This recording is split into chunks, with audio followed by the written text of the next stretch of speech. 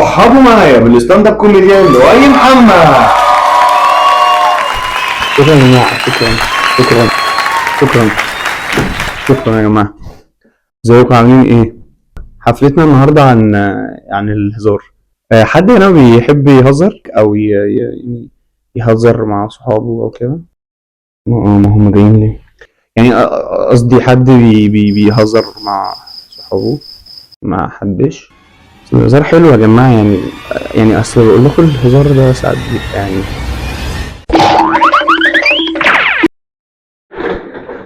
السلام عليكم، ايه الاخبار؟ اهلا بيكم في حلقه جديده من قناه روبابيكا، قناه ما نفهمش فيها في اي حاجه بس نتكلم في كل حاجه. وطبعا زي ما انتم شفتوا في عنوان الفيديو والثمبنيل والانترو، احنا النهارده هنتكلم عن الهزار.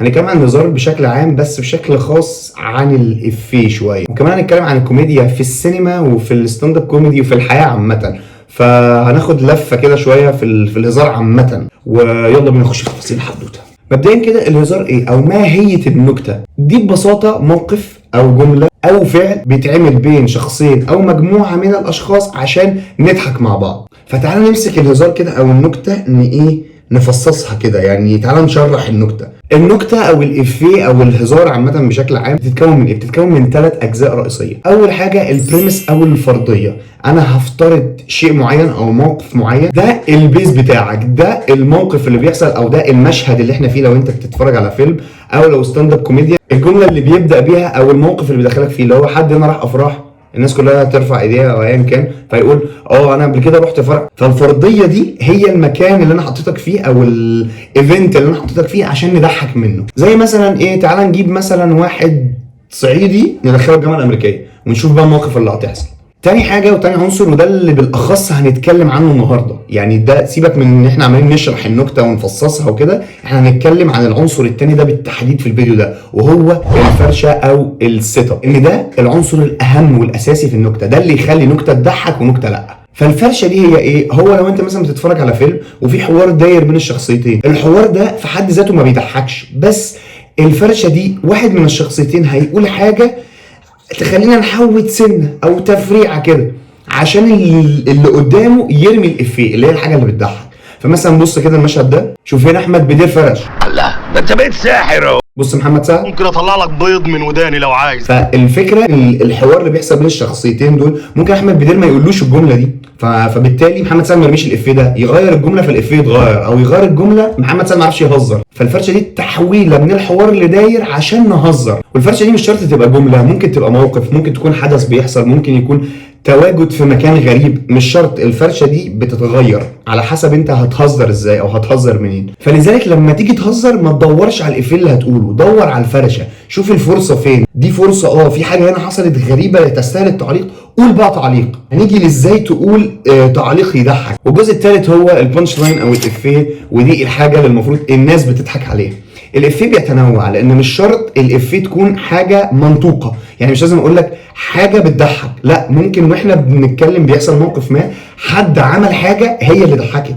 ممكن اللي يضحك لا حد عمل حاجه ولا حد قال حاجه، بس ممكن يكون انعكاس الحاجه اللي حصلت دي على شخص تاني. انا عارف الكلام معقد شويه، بس مع الامثله واحنا بنتكلم هتفهم انا قصدي ايه. في ده المفروض دي الحاجه اللي بتضحك، دي اللي خلاص عملنا لها البريمس والفرضيه والموقف وفرشنا لها ورمينا، ما ينفعش بقى تيجي تخيش فيها. لذلك في سكيل انا مسميه سكيل الافيه. فتعالى مثلا نتخيل ان في سكيل كده، على الجانب ده مدى توقع متلقي الافيه للافيه، وهنا على السكيل الناحيه الثانيه مدى عدم فهم متلقي الافيه للافيه. يعني ما ينفعش تقول افيه في المنطقه دي ولا في المنطقه دي، بس ليك الحريه انك تلعب ما بينهم. يعني في الحته دي ما ينفعش تقول افيه خلاص بقى متوقع او متوقع جدا انه هيتقال، مش هيضحك. ما هو انت من اول الفرشه ما اتقالت خلاص، دي حاجه اوبفيس في دماغ اللي بيسمع، جت في دماغه لما انت هتقولها، ما هي مش بتضحك. وما ينفعش تروح تقول حاجه مش متوقعه خالص لدرجه ان هي بعيده ما تتفهمش. انت عندك المنطقه اللي في النص دي اللي هو مش متوقع ومش مفهوم، بس في المنطقه اللي في النص دي كل ما تمشي كده كل ما يكون الافيه احسن، لان احسن افيه وقعه على ودان ودماغ اللي بيسمع او بيتلقى هو الافيه اللي يتفهم بعد لحظه، بعد ثانيه كده، اللي هو خد وقت على ما فهمته، ده قوته او وقعه على اللي بيسمع اعلى بكتير. فلذلك المنطقه دي هي اللي بتضحك، هنا هتخيش. وده تشريح النكته بمنتهى البساطه. بس ليه بقول لك احنا هنتكلم على الفرشه بالتحديد؟ لان هي اهم عنصر، لان ده اصلا من كتر اهميته بقى ليه وظيفه، بقى في حاجه في السينما اسمها المفرش او الفرشجي. ده الشخص اللي بقى وجوده في الفيلم مهم عشان هو اللي الكوميديا كلها هتيجي من عنده. في فرق دايما بين الفرشجي او المفرش بتاع الفيلم وده غير الدو او الدويتو او الثنائي، لان الدويتو ده بيبقوا هما الاثنين عندهم نفس القدره في رمي الافيه ونفس القدره في الفرش، بس واحد بطبيعه الحال هو نجم اكتر او هو بطل العمل او فبيتحط له افيهات زياده مش اكتر، بس هما الاثنين الافيهات بتيجي من عندهم. حاجه كده دروجبا ولامبرد مثلا، معلش انا بجيب اجوان بس انت المهاجم، فهي نفس الفكره. انما الفرشاجي ده صانع لعب لوحده، ده دي بروين مثلا ولا اوزيل ولا اي حد، هو دايما الكره هتجيله هو هيوزع عليه بقى، هيشوف هيدي لمين عشان يرمي الافيه بتاعه. وطبعا بقى في التريو بقى اللي هو اشهر حد فيهم كلهم احمد فهمي وهشام ماجد وشيكو، هم الثلاثه اللي واخدين نفس المقدار ونفرش لبعض ونحط. طبعا دي معروفه بقى MSN ولا BBC ولا ايا كان، ولا حتى صلاح وماني وفيرمينيو، نفس الفكره بالظبط. فخلينا بقى بدل ما الدنيا تعك مننا كده ونبدا الدنيا تتفاقم نتكلم عن حاجه. فخلينا نتكلم عن انواع الفرشات. انواع الفرشات خلينا نبدا باول نوع وهو اسهل نوع اللي هو فرشه افيه، بوصه وشوطه، سستمه من الاخر يعني. زي مثلا بص الافيه ده: قسما عظما هقتلك واقتله واخلص. حقك تغسل شرفك يا باشا اللي هي مرمطته. بص اهو ده الموقف ان هم عاملين تمثيليه ان منى شلبي حامل من كريم عبد العزيز، ده اهو زي ما احنا اهو هنشاور عليه، ده الفرضيه او البريمس. بص هنا منى شلبي فرشت. لو عايز تقتلنا اقتلنا احنا الثلاثه. شوف بقى كريم عبد العزيز هو داخل يحط عم عبده ذنبه ايه بس يا مالك؟ احنا اللي غلطنا. قال الافيه. المفروض دي الحاجه اللي بتضحك هنا. طبعا ما حدش يحكم على الافيهات قوي لان الضحك ده حاجه سبجكتيف جدا، كل واحد وذوقه، فانا حاطط الافيهات اللي انا بحبها بصراحه يعني عشان ندي عليها امثله مش اكتر، وكمان تكون الافيهات واضحه بالنسبه للمثال او الحاجه اللي بنتكلم عنها. فده اسهل واحد دلوقتي، النجم بتاع الفيلم او الشخص الهداف بتاعنا اللي هيرمي الافيهات على طول قاعد والناس بتفرش. فمنى شلبي جت فرشت له، كريم عبد العزيز قام دخل حاطط الافيه على طول. وزي ما قلنا الفرشه مش شرط تبقى جمله، ممكن تبقى حاجه يعني. بص برده كريم عبد العزيز مع ادوارد في نفس الفيلم. مالك يا عمرو؟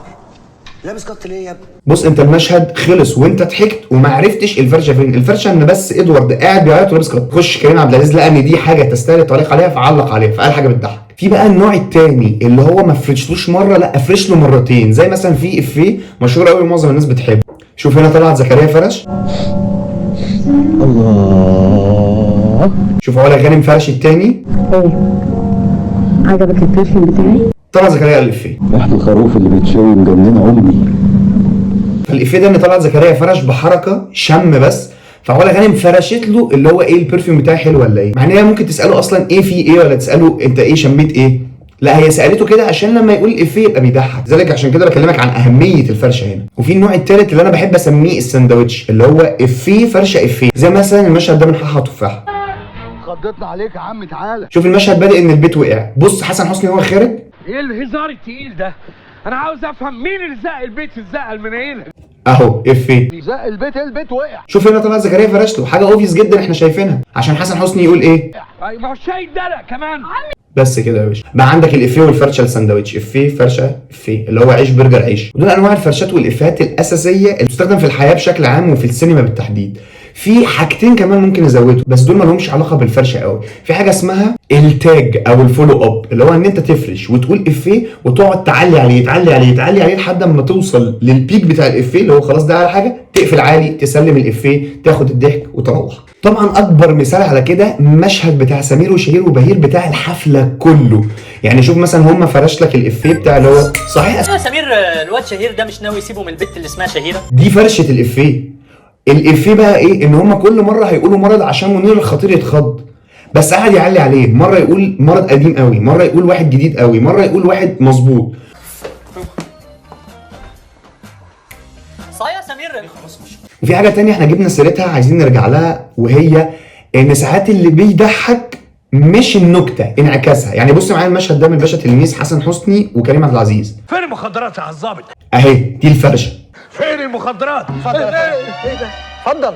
يا نهارك اسود ومنيل. شوف كريم عبد العزيز رمى الافيه، فين الضحك بقى هنا؟ رياكشن حسن حسني على الحاجه اللي بتضحك هو ده اللي بيضحكنا احنا كمشاهدين. بس فاحنا كده لمينا كل انواع الافيهات والفرش. عايزين بس نتكلم عن الفرشجي او المفرش، ايه الحاجات او ايه الصفات اللي لازم تكون متوفره فيه عشان نقول الشخص ده يعرف يفرش. مبدئيا لازم طبعا محتاجه كم لذاذه مش طبيعي، لازم يكون ذهنه حاضر على طول واخد باله من كل اللي بيحصل عشان يعرف يفرش. لازم يكون متمكن من ادواته جدا كممثل، ازاي اعرف ارمي الافيه في الوقت الفلاني وما ارميهوش في الوقت الفلاني وافرش في الوقت الفلاني، اضحك برياكشن ازاي، اضحك بجمله ازاي. لازم يكون متمكن جدا جدا من ادواته كممثل. خلي بالك الضحك بيبقى اصعب لما بيبقى لايف، لان كمان الفرشجي ده لازم يكون عنده القدره انه يفرش لنفسه، ودي اصعب حاجه في الدنيا، لان هي محتاجه نص لذاذه وخفه دم العالم تكون موجوده في شخص عشان يعرف يعمل كده.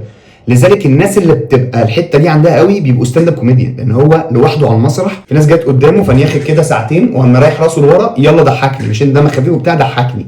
فهو لازم هو اللي هيعمل بريمس او الفرضيه اللي هتضحك وهيفرش لنفسه وهيقول. فهي محتاجه ليفل من خفه الدم صعب قوي، لان انت لو فرشت لنفسك انت كده هتتحط في زون اللي هي ان هي لفت عشان تقول الحاجه اللي بتضحك دي. واحنا قلنا القاعده الاساسيه انك ما تدورش على الافيه او الحاجه اللي هتضحك، دور على الفرشه، دور على الفرصه. فدي بتبقى صعبه قوي. وبصراحه من احلى الناس اللي تعرف تفرش لنفسها، غير طبعا ستاند اب كوميديان دول هم شاطرين في الحته دي، بس اكتر الناس اللي بتعرف تفرش لنفسها عشان ترمي افيه اشرف عبد الباقي.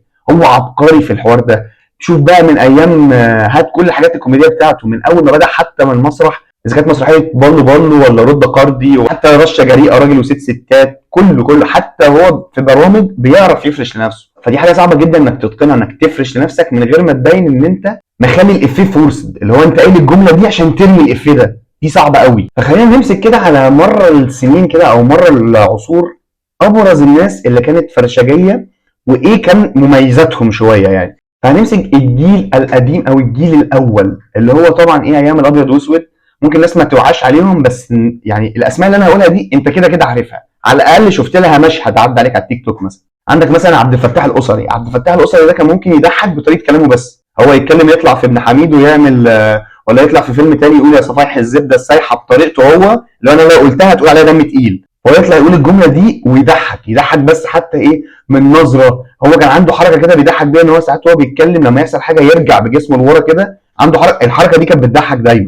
عندك عبد المنعم ابراهيم ده بيضحك من حته ان هو منكسر شويه او مستضعف شويه، وهو عبقري يعني. لو تحب تضحك قوي اتفرج على سيره طريقه الاخفاء، حاجه عبقريه. مش عارف ليه ما لقيناش نكتب حاجات زي دي. في رياض الاصابجي اللي هو الشاويش عطيه، طلع في كل افلام اسماعيل ياسين الشاويش عطيه برضه، هو هيضحك من هنا. كان ليه ادوار تانية بيعمل فيها معلم وبيعمل فيها صعيدي والحاجات، بس هو جامد. في برضه حسن فايق ده مؤسس مدرسه وحيد سيف. هي اسمها مدرسه وحيد سيف لان هو ابرز من استخدم المدرسه دي، بس حسن فايق هو مؤسسها. وهنتكلم في المدرسه دي بالتفصيل لما نروح لوحيد سيف. بس حسن فايق لما كان بيطلع في الافلام حتى مع عبد المنعم ابراهيم كان مش ممكن، ما كانش طبيعي. وفي الجيل ده كان في ظهور قوي جدا للسيدات من الفرشجيه زي زينات صدقي ومي منيب. كل واحده فيهم كانت قافشه سن، دي واخده سن الشباب ودي واخده سن الامهات والجدات، وهاتك يا فرش لكل ممثلين الكوميديا في الدنيا. اذا كانت بقى علاقه غراميه، علاقه ام، علاقه حما، علاقه اخت، علاقه خاله، مش مهم، هات بس الاثنين دول وانت بتعمل فيلم كوميدي وعايز عنصر نسائي يفرش، هات اي واحده من الاثنين دول سكنهم في دور قد سنها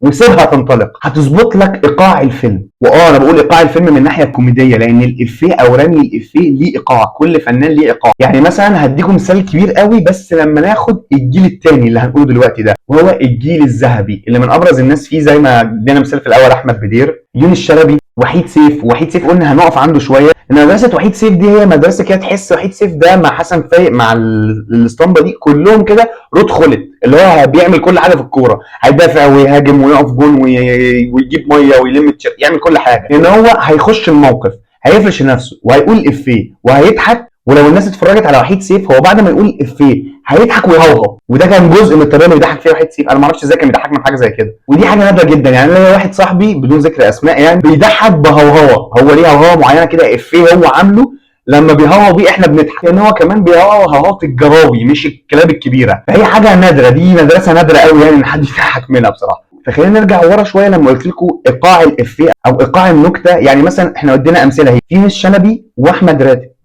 انا قلت احمد بدير، الجيل الذهبي ده يونس شلبي واحمد راتب، الاثنين ايقاعهم مش واحد. ايقاع يونس شلبي سريع جدا لدرجه ان هو زي ما عادل امام قال في مسرحيه مثلا مدرسه المشاغبين انه ما بيجمعش، يعني في النص من كتر ما ايقاعه سريع كان بيضحك ان هو مش مجمع اي حاجه.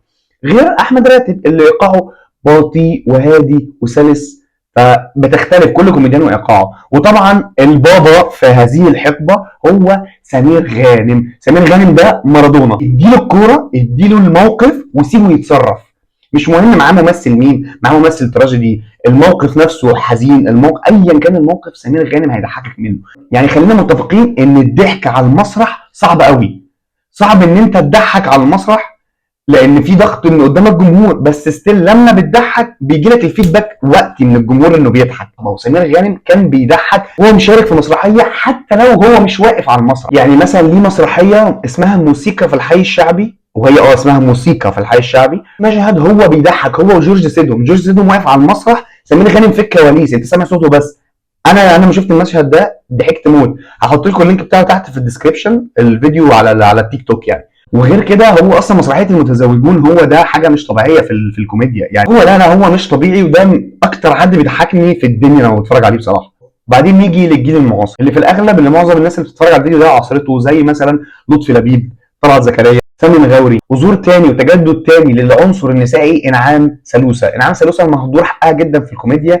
انت لو ركزت معاها في اي حاجه كوميديه بتعملها هي مش طبيعيه، هي مش طبيعيه. يعني امسك دورها في الحرب العالميه الثالثه، مش ممكن، خطيره. وطبعا البابا اللي الناس كلها مستنيه تخش تسمع اسم هذا الرجل هو حسن حسني. حسن حسني من ضمن الناس دي كلها يلمع اللي جنبه، وجودك جنبه يلمعك. هو عارف امتى يظهر يتصدر المشهد ويرمي افاته، وامتى يتاخر شويه ويصنع هو اللعب. هو يعني جوكر. حسن حسني برضو ممكن الناس تكون مش مطلعه قوي على مسرحياته، بس حسن حسني سيبك من المسرحيات الجديده زي عفروتو وكده، هو مثلا اقوى مسرحيه ليه على الاطلاق هي حزني يا، لو ما حدش شافها يخش يشوفها. بس ودي كانت حلقه صغنططه كده عن هزار، اتمنى تكون كان دمها خفيف.